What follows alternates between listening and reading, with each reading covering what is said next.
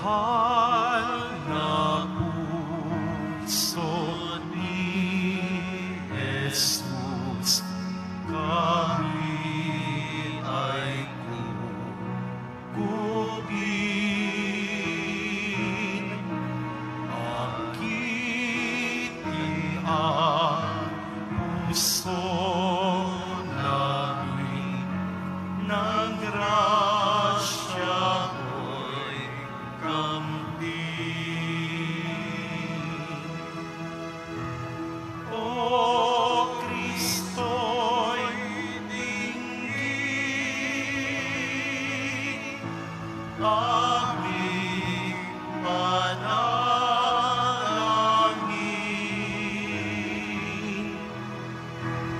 Lagi ang kinin ang puso namin. Sa ngalan ng Ama, ng Anak at ng Espiritu Santo, Amen. sumainyo ang Panginoon. At sumaiyo rin. Mga kapatid, minsan pa, ngayong araw, tinatalaga natin ang ating mga puso sa kabanal-banalan o sagradong puso ni Jesus. Para kamukha ng puso ni Jesus, kahit na tayo ay mayroong mga iba't ibang nararamdaman na sakit o bigat, mga pighati sa ating buhay, makakayanan natin ito sa tulong ng Diyos.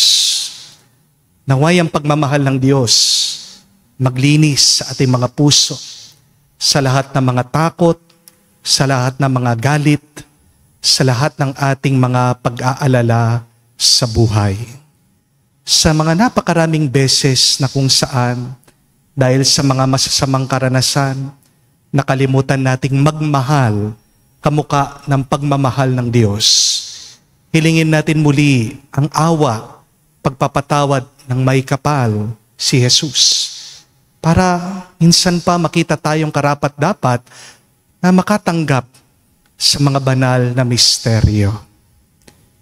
Inaamin ko Sa makapangyarihang Diyos at sa inyo mga kapatid, na lubha akong nagkasala sa isip, sa salita, sa gawa, at sa aking pagkukulang. Kaya isinasamo ko sa mahal na Birheng Maria, sa lahat ng mga anghel at mga banal, at sa inyo mga kapatid, na ako'y ipanalangin sa Panginoong ating Diyos. kaawaan tayo ng makapangyarihang Diyos, patawarin tayo sa ating mga kasalanan, at patnubayan tayo sa buhay na walang hanggan. Amen. Panginoon, kaawaan mo kami. Panginoon, kaawaan mo kami. Kristo, kaawaan mo kami. Kristo, kaawaan mo kami. Panginoon, kaawaan mo kami. Panginoon, kaawaan mo kami. Manalangin tayo. Ama naming makapangyarihan, binuksan mo para sa amin ang pinto ng kalangitan. Sa pagluklok mo kay Kristo sa iyong kanan. At sa pagdudulot ng Espiritu Santo ng kaliwanagan. Ipagkaloob mo sa pagsasalo namin sa iyong bigay, ang aming katapatan ay lalong madagdagan. At kami sumapit sa kapunuan ng pananalig na tunay sa pamamagitan ni Jesucristo kasama ng Espiritu Santo magpa sa walang hanggan. Amen.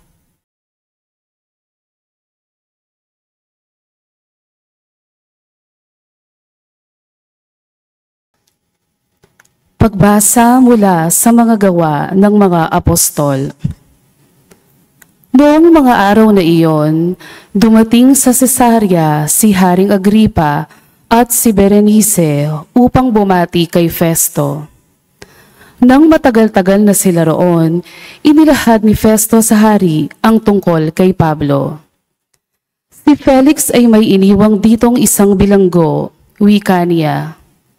Nang ako'y nasa Jerusalem, isinakdal siya sa akin ng mga punong saserdote at ng matatanda ng mga Hudyo at hininging parusahan siya. Sinagot ko sila na hindi ugali ng mga Romano ang magparusa sa sino mang nasasakdal nang hindi muna nagkakaharap ang magkabilang panig at nagkakaroon ng pagkakataong makapagtanggol sa sarili ang nasasakdal. Kaya't nang dumating sila rito, hindi na ako nag-aksaya ng panahon. Kinabukasan din, ipinatawag ko sa hukuman ang taong iyon. Nang magkaharap-harap sila, siya na may hindi nila ipinagsakdal sa anumang mabigat na pagkakasala na inaakala kong ipararatang nila. Ang pinagtatalunan lang nila ay tungkol sa kanilang relihiyon at sa isang taong ang pangalay Jesus. Patay na ang taong ito, ngunit ipinipilit naman ni Pablo na siya'y buhay. Hindi ko malaman kung ano ang gagawin sa bagay na ito, kaya tinanong ko siya kung ibig niyang sa Jerusalem siya litisin. Ngunit tumutol si Pablo at hiniling na ipag-ubaya sa emperador ang ang pagpapasya sa kanyang usapin. Kaya't pinabantayan ko siya upang ipadala sa emperador. Ang salita ng Diyos. Salamat sa Diyos. Panginoon, may luklukang matatag sa kalangitan. Panginooy may luklukang matatag sa kalangitan. Panginoon, papurihan, purihin mo, kaluluwa. Ang pangalan niyang banal, purihin mo sa tuwina. Ikaw, aking kaluluwa, ang Diyos ay papurihan, at huwag mong limutin iyong kanyang kabutihan. Panginooy may luklukang matatag sa kalangitan. Ang agwat ng lupa't langit, sukatin may hindi kaya. Gayon ang pag-ibig ng Diyos sa may takot sa Kanya. Ang silangan at kanluran kung gaano ang distansya, gayong-gayon ang pagtingin sa sinumang nagkasala. Panginooy may luklukang matatag sa kalangitan. Ang poon nga ang nagtayo ng trono sa kalangitan. Mula doon, sa nilikhay maghaharing walang hanggan. O purihin ninyo siya, kayong mga anghel ng Diyos, kayong mga nakikinig at sa Kanya'y sumusunod. Panginooy may luklukang matatag sa kalangitan.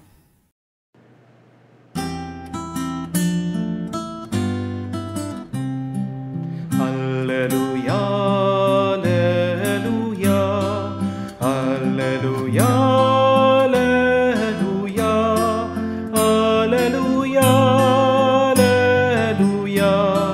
alleluia, alleluia,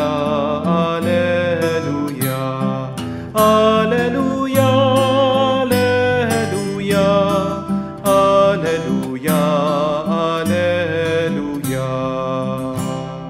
Espirito'y magtuturo ng aral at pagkukuro ni Jesus na ating guro.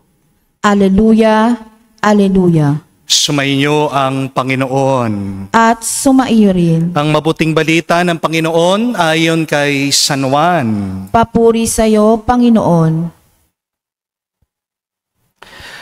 Nang muling nagpakita si Jesus sa mga alagad niya, at nang makakain sila, tinanong ni Jesus si Simon Pedro, Simon, anak ni Juan, iniibig mo ba ako ng higit kaysa sa mga ito? Opo, Panginoon, nalalaman ninyong iniibig ko kayo. Tugon niya, sinabi sa kanya ni Jesus, pakainin mo ang aking mga batang tupa. Muli siyang tinanong ni Jesus, Simon, anak ni Juan, iniibig mo ba ako? Sumagot si Pedro, opo, Panginoon, nalalaman niyong iniibig ko kayo. Ani Jesus, pangalagaan mo ang aking mga tupa. Pangatlong ulit na tinanong siya ni Jesus, Simon, anak ni Juan, iniibig mo ba ako? Nalungkot si Pedro sapagkat makaitatlo siyang tinanong, iniibig mo ba ako? At sumagot siya, Panginoon, nalalaman po ninyo ang lahat ng bagay. Nalalaman ninyong iniibig ko kayo. Sinabi sa kanya ni Jesus, pakainin mo ang aking mga tupa. Tandaan mo nung kabataan mo pa, ikaw ang nagbibihis sa iyong sarili at lumalakad ka kung saan mo ibig. Ngunit pagtanda mo, iuunat mo ang iyong mga kamay at iba ang magbibihis sa iyo at dadalhin ka kung saan hindi mo ibig. Sinabi niya ito upang ipakilala kung paano mamamatay si Pedro at sa gayoy mapararangalan niya ang Diyos. Pagkatapos, sinabi sa kanya ni Jesus, sumunod ka sa akin. Mga kapatid, ang mabuting balita ng ating Panginoon. Pinupuri ka namin, Panginoong Hesukristo. Magandang araw po muli sa inyong lahat. Ano po ang tanda ng isang relasyon ay magtatagal, magiging masaya, at magtatagumpay? What is the sign that you will have a happy, loving, and successful relationship? Madalas, pinapaalala ko po sa mga kinakasal ko ito, hindi ibig sabihin ang kasal nyo ay bongga na kayo ay magtatagal na masaya sa inyong pagsasama. Hindi sukatan po ng masayang relasyon yung mamahaling reception. Amen? Marami po mga artista, alam po natin, napakagara ng kanilang kasal. Wedding of the century. Pero nakailang buwan lang, hiwalayan na. May kakilala po ako, nung kinasal sila, 20 po yung mga pari na nakipag-concelebrate na kasama doon po sa kanilang seremonya, doon sa kanilang kasal. Pero pagkatapos po ng 20 years, nagloko po yung lalaki. Itong babae, gusto nang makipaghiwalay. Kahit na obispo pa yung mga sal sa inyo, hindi po tandayan na kayo ay magtatagal at magiging masaya sa inyong pagsasama. Amen? Hindi rin po ibig sabihin na marami kayong pera, na mayaman kayo, na marami kayong ari-arian o lupa, na magtatagal at magiging masaya din ang pagsasama nyo. Amen? Tandaan nyo po, kapag dumadami po ang pera ng lalaki, madalas naghahanap siya ng madaming babae. Hindi po ba? At kapag dumadami ang pera ng babae, madalas gusto niyang magsarili, maging independent na lang. Ayaw niya na magkaroon ng lalaki sa buhay niya. Aminin niyo po, kayong mga babae dyan, kapag marami kayong pera, masaya na kayong mag-isa basta't marami kayong damit, alahas, bag, sapatos. Hindi po ba? Aminin. At hindi rin po naman ibig sabihin na may anak kayo na yan talaga ay tanda na magiging tapat ang asawa nyo sa inyo. Amen? Marami po dyan. Nakadalawa, 3 anak na, minsan pa nga, 5 na yung mga anak niya. Pero hindi naman iniisip yung mga anak nila kapag sila'y nag-cheat-cheat, kapag sila'y nangangaliwa. At ang malungkot na kwento, minsan pa po, meron din mga babae, kayang iwanan yung kanilang mga anak para sa ibang lalaki. Kaya po ang tanong, paano natin malalaman ng isang relasyon o ugnayan ay magiging masaya, matagumpay, at magtatagal? Ito po ang tandaan nyo. Kailangan meron kayong 4 P's. Ano po yung 4 P's?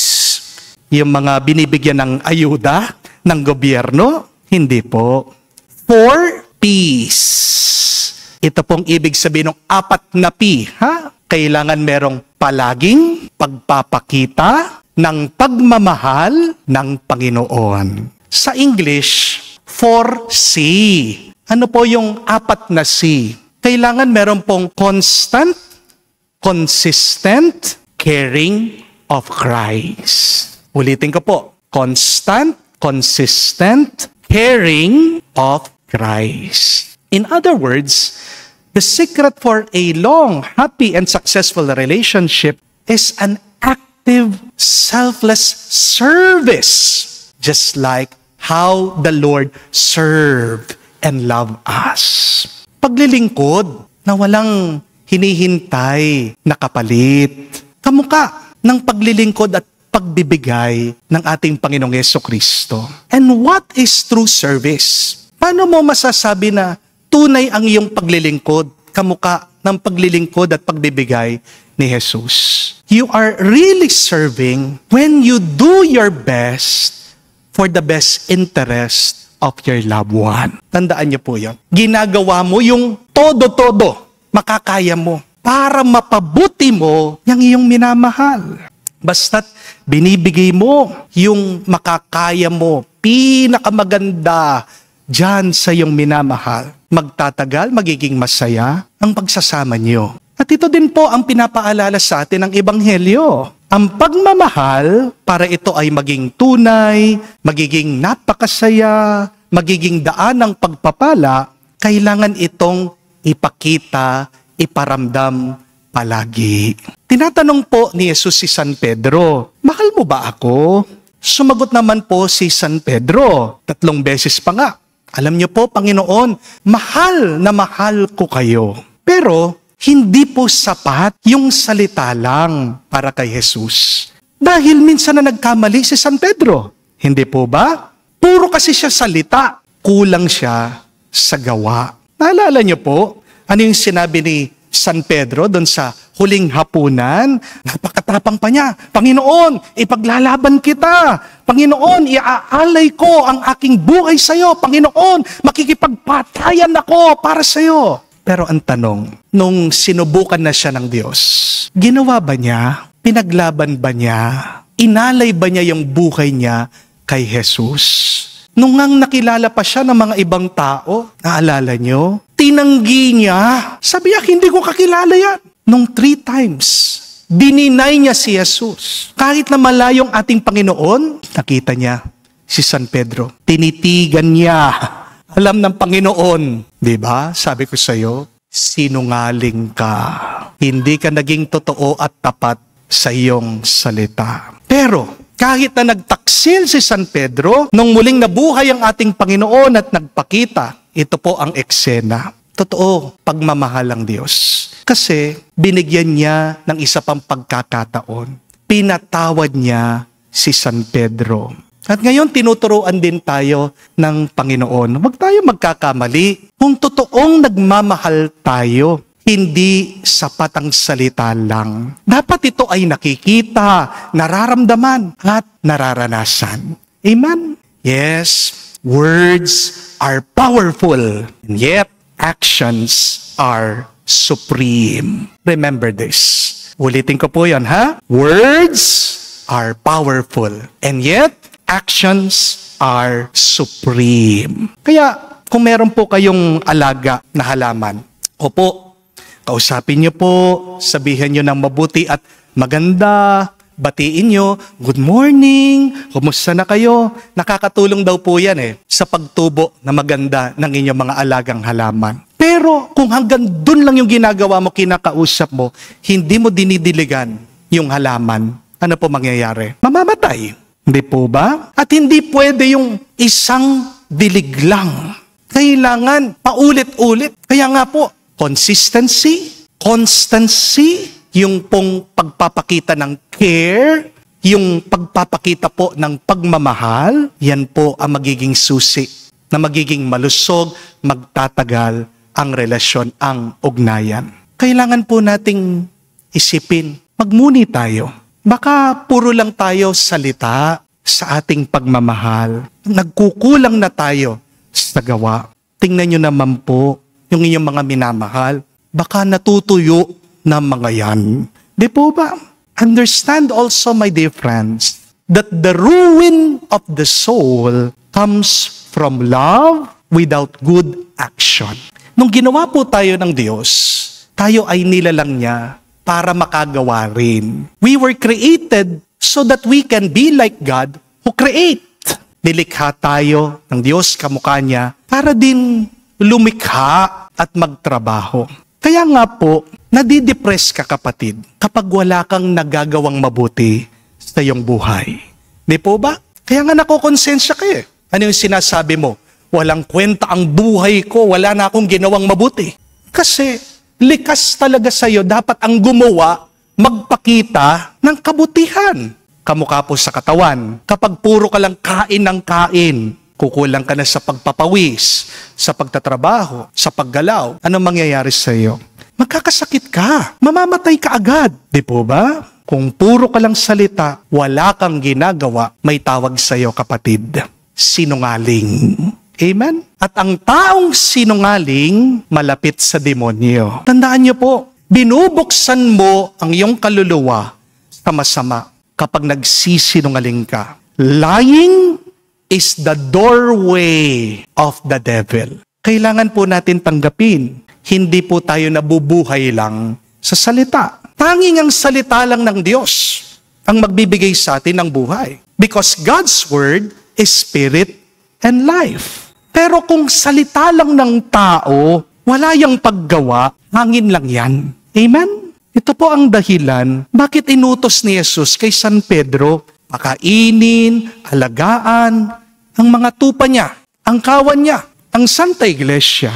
Dahil ang pagmamahal na puro lang salita ay pambobola. Amen?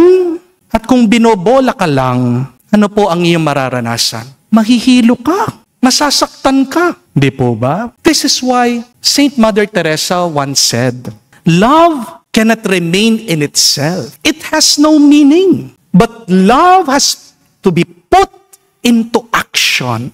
Isa sa mga mataas, magandang klase ng pagmamahal ay ang paglilingkod. May paborito din po akong quotation. Galing po sa isang makata. Ang pangalan po niya ay si Erich Fromm. Sabi po niya, love is not natural. It requires discipline, concentration, patience, and faith. And above all, it requires overcoming your own selfishness. Because love is not a feeling, but a practice.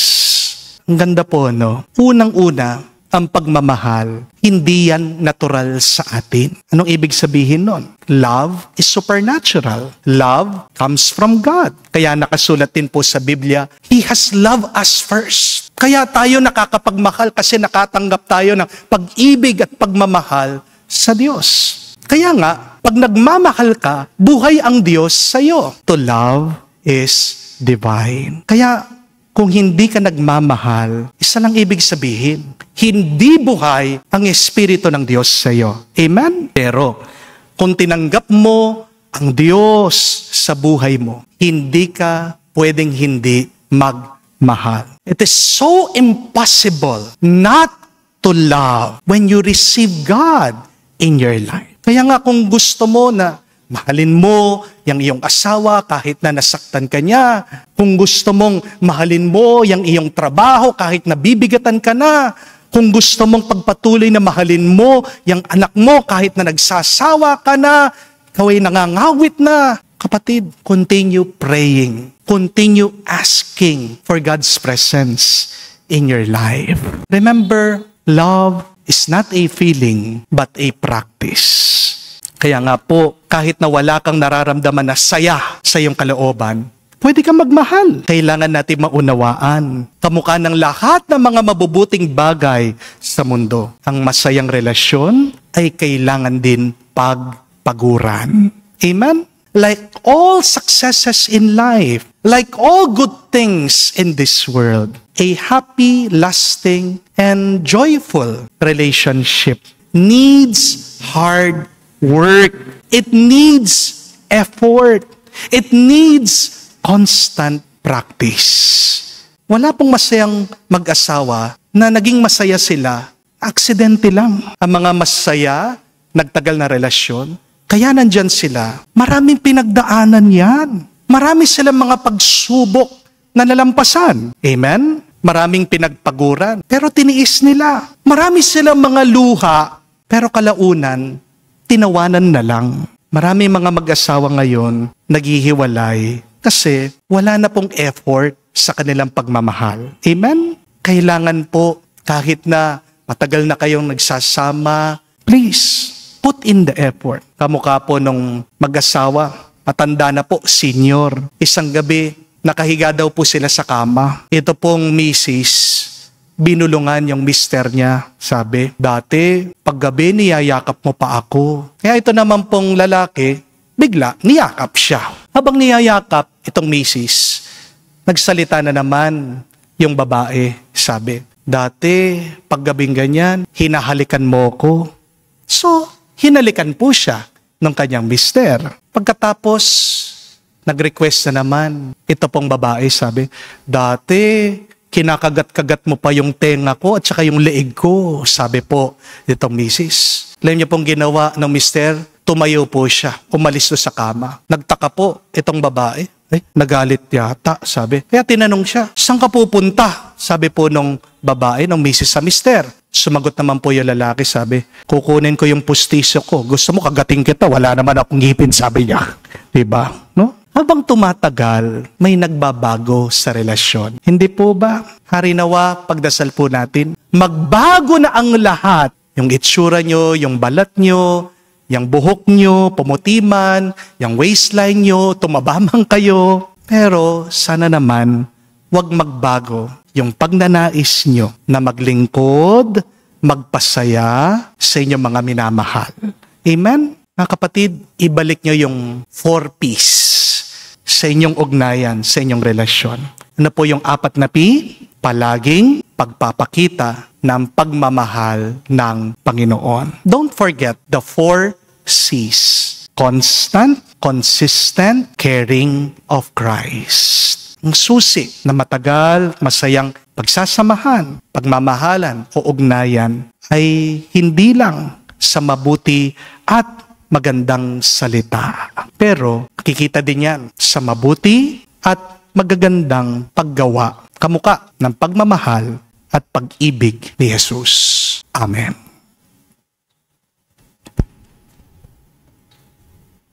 Tumayo po tayo. Bunga ng pagkaunawang sinugo tayo na mismong katulad ni San Pedro, hilingin natin sa Diyos, Ama, palakasin ang ating pananampalataya. Ating sabihin, Panginoon, dinggin mo kami. Panginoon, dinggin mo kami. Ang Santo Papa Leon XIV at lahat ng may katungkulan sa simbahan, naway gabayan ng banal na Espiritu, manalangin tayo sa Panginoon. Panginoon, dinggin mo kami. Ang mga mag-asawa naway magkaroon ng matalas na pakiramdam sa pangangailangan ng bawat isa at maging maligaya sa kanilang pagsasama. Manalangin tayo sa Panginoon. Panginoon, dinggin mo kami. Ang mga makasalanan naway makatagpo ng pag-asa at lakas ng loob sa pagpapatawad ng Panginoon kay San Pedro. Manalangin tayo sa Panginoon. Panginoon, dinggin mo kami. Sa katahimikan po ng ating puso, banggitin din natin sa Diyos ang ating mga personal na pangangailangan. Ama naming nasa langit, sinugo mo ang iyong anak upang iligtas ang mundo sa pamagitan ng gawain ng iyong simbahan. Palakasin nawa ang aming loob ng halimbawa ni San Pedro upang magsikap kami para sa paglaganap ng iyong kaharian sa lupa. Hinihiling namin ito sa pamagitan ni Kristo, aming Panginoon. Amen.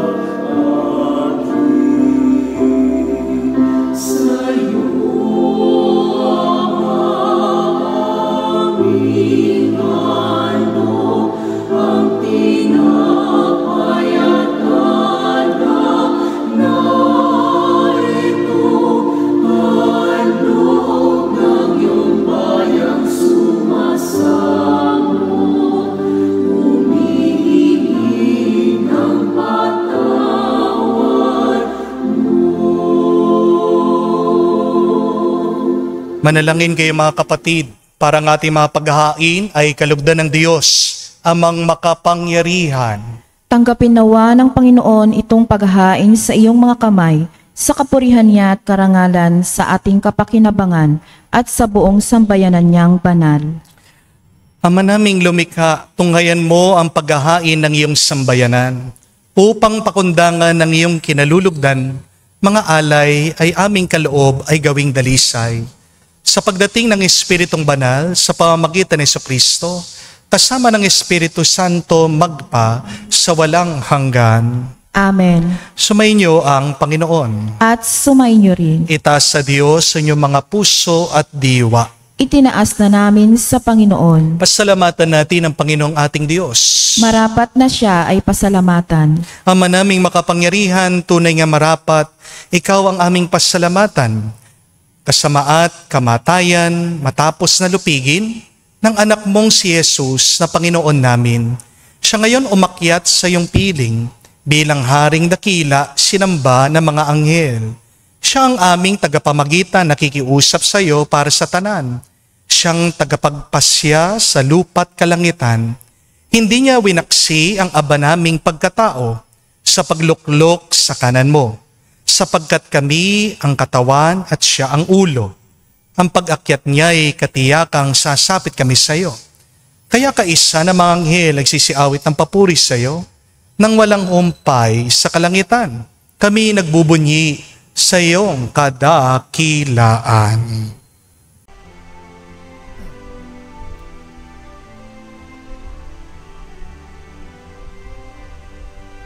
Santo, Santo, Santo, Panginoong Diyos ng mga hukbo, napupuno ang langit at lupa ng kadakilaan mo. Hosana, Hosana, sa kaitaasan, pinagpala ang naparirito sa ngalan ng Panginoon. Hosana, Hosana, sa kaitaasan. Hosana, Hosana, sa kaitaasan.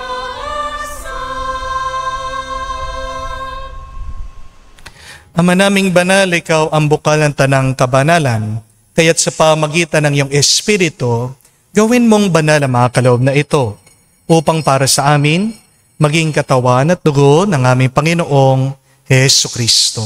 Bago niya pinagtiis ang kusang loob na maging handog, hinawa kanyang tinapay, pinasalamatan kanya, pinaghati-hati niya iyon, inabot sa kanyang malagad at sinabi, "Tanggapin ninyong lahat ito at kanin. Itong aking katawan na ihahandog para sa inyo."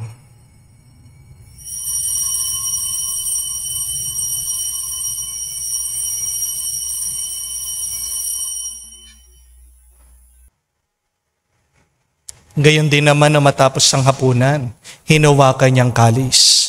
Muli kanyang pinasalamatan. Inabot niya ang kalis sa kanyang malagad at sinabi, "Tanggapin ninyong lahat ito at inumin. Ito ang kalis ng aking dugo, ng bago at walang hanggang tipan. Ang aking dugo na ibubuhos para sa inyo at para sa lahat, sa ipagpapatawad ng mga kasalanan. Gawin ninyo ito sa pag-alaala sa akin."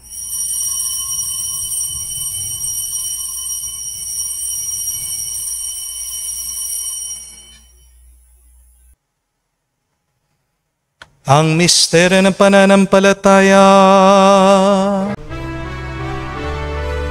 Aming ipinahayag na namatay ang iyong anak, nabuhay bilang Mesiyas at magbabalik sa wakas para mahayag sa lahat.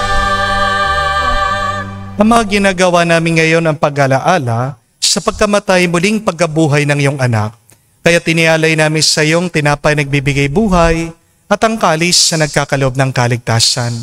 Kami nagpapasalamat dahil kami yung minarapat na tumayo sa harap mo para maglingkod sa iyo. Sinasamo namin kami magsalo-salo sa katawan at dugo ni Kristo ay mabuklod sa pagkakaisa sa pamamagitan ng Espiritu Santo. Ama, lingapin mong iyong simbahan, laganap sa bundigdig. Puspusin mo kami sa pag-ibig. Kaisa ni Leon ang aming Santo Papa, si Florentino aming Arsobispo ng Tanang Kaparian. Alalahanin mo rin ang aming mga kapatid na nahimlay may pag-asang sila'y muling mabubuhay. Ngayon din naman lahat ng mga pumanaw, kawan mo sila't patuloyin sa iyong kaliwanagan. Kawan mo at pagindapatin kaming lahat, makasalo sa iyong buhay na walang wakas. Kaisa na Mahal na Birhen Maria, Ina ng Diyos, kaisa ni San Jose ang kanyang malwalhating esposo, kaisa ng mga apostol, lahat ng mga banal na namuhay dito sa daigdig na kalugod-lugod sa iyo. May pagdiwang nawa namin ang pagpupuri sa ikararangal mo sa pamagitan ng iyong anak, aming Panginoong Hesukristo. Sa pamamagitan ni Kristo, kasama niya at sa Kanya, ang lahat ng parangal at papuri ay sa iyo, Diyos Ama, makapangyarihan, kasama ng Espiritu Santo, magpasawalang hanggan. Amen, amen, amen. Sa nakakagaling na utos sa turo ni Jesus sa Panginoon natin at Diyos, ipahayag natin ang lakas loob.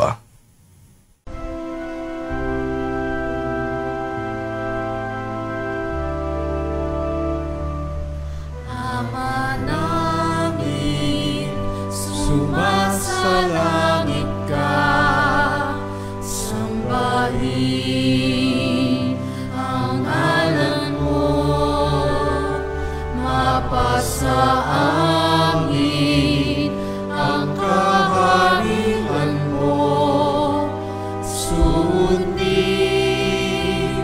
ang loob mo dito sa lupa,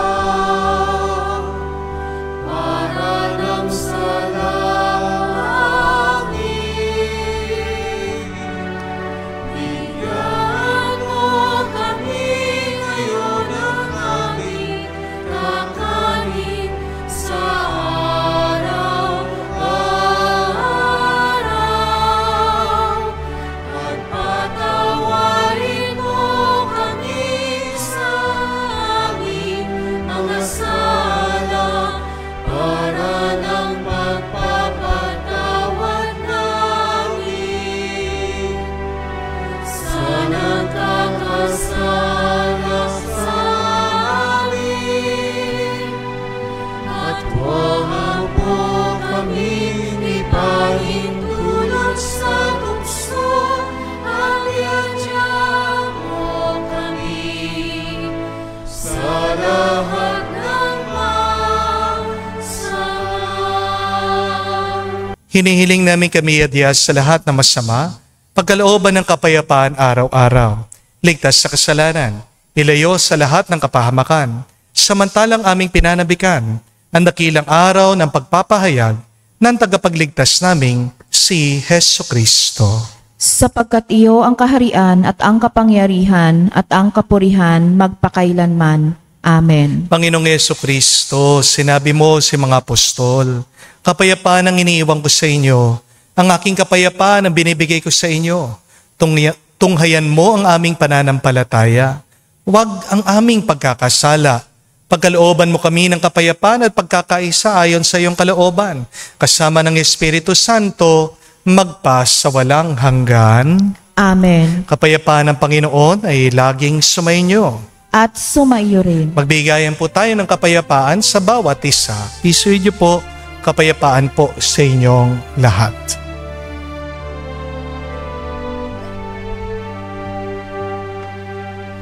Kordero ng Diyos na nag-aalis ng mga kasalanan ng sanlibutan,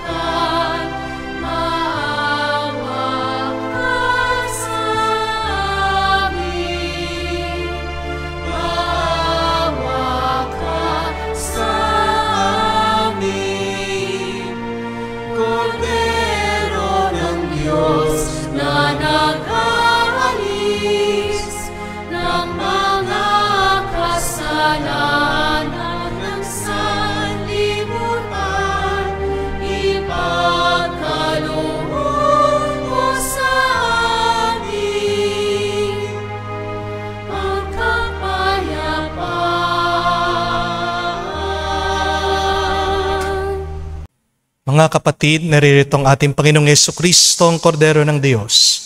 Siya nag-aalis sa mga kasalanan ng sanlibutan. Mapalad tayong lumalapit sa piging ng Kordero. Panginoon, hindi ako karapat-dapat na magpatuloy sa iyo, ngunit sa isang salita mo lamang ay gagaling na ako.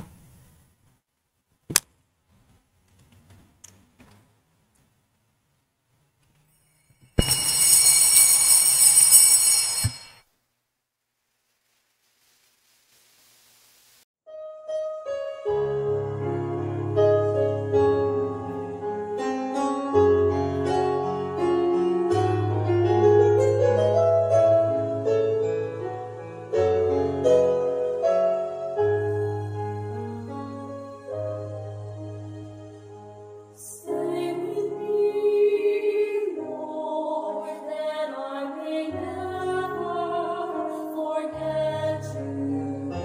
Stay with me, Lord, because I need. Stay with me, Lord, for you are my life. Stay with me, Lord, for you are my life. Oh, I need you, Lord Jesus, in this night of exile. Stay with me, Lord Jesus, in the breaking of the breath of darkness, disperses all darkness. The force that sustains me, the unique joy of my heart. Lumuhod po tayo para sa panalangin sa kabanal-banalang puso ni Jesus. Jesus, Diyos ko, iyong nasabi, humingi at kayo'y bibigyan, maghanap at matatagpuan ninyo, kumatok at bubuksan ang pinto para sa inyo. Tunghayan mo po akong nakaluhod sa may paanan mo, napupuno ng buhay na pananampalataya. Tiwala sa iyong pangakong pinabatid sa iyong kabanal-banalang puso at sinambit ng iyong mga labi. Narito po ako upang hilingin ito. Sa katahimikan po ng ating puso, sabihin natin sa kabanal-banalang puso ni Jesus ang ating mga personal na intensyon.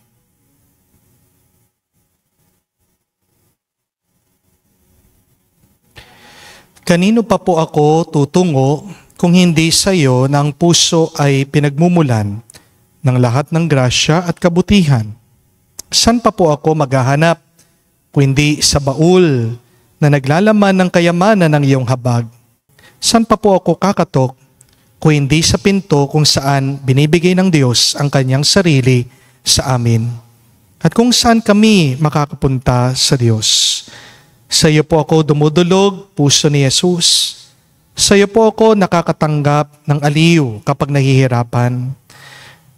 Pagtatanggol kapag inuusig, lakas kapag nabibigatan sa pagsubok, at liwanag sa dilim at pagdududa. Mahal kong Jesus, maigting po ako naniniwala na kaya mong ipagkaloob ang biyayang aking hinihiling. Kailanganin man ito ng isang himala. Nahisin mo lamang ito at matutupad ang aking panalangin. Inaamin ko po ako'y hindi karapat-dapat sa iyong mga biyaya, ngunit hindi ito dahilan para panghinaan ako ng loob.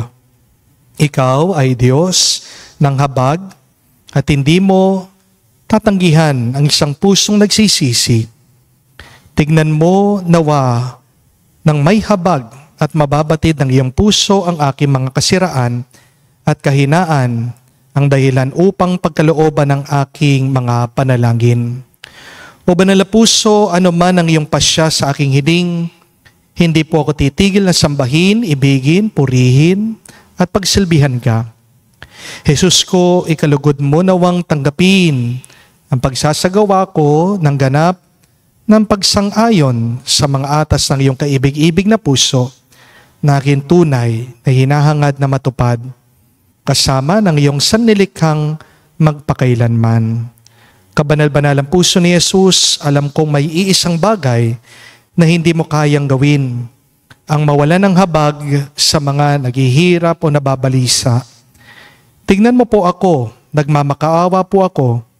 Minamahal kong Jesus, pagkaloob mo ang grasyang aking hinihiling sa iyo sa pamagitan ng kalinisin-isang puso ng iyong madalamhating ina.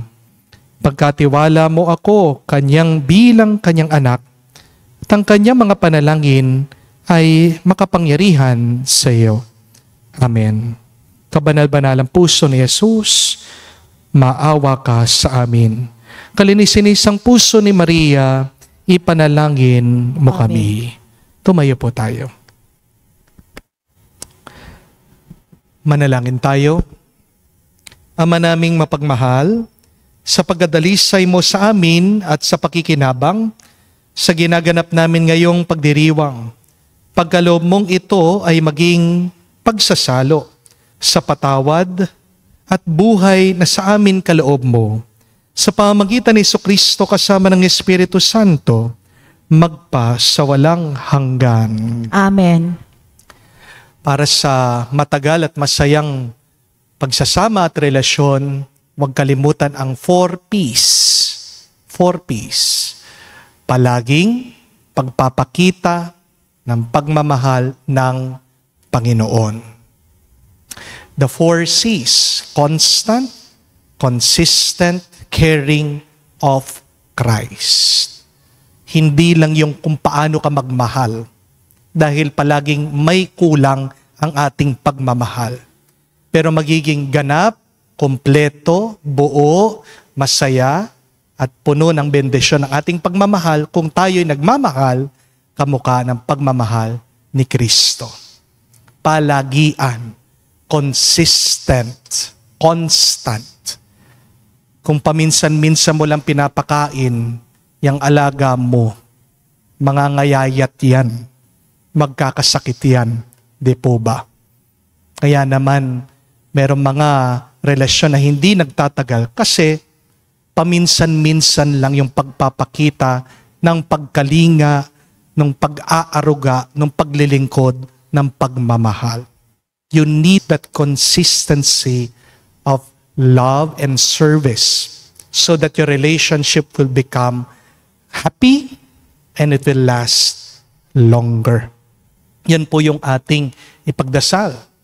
Ngayon, tanggapin natin pagmamahal ng Diyos at naway yan ang iparanas, ipakita niyo po.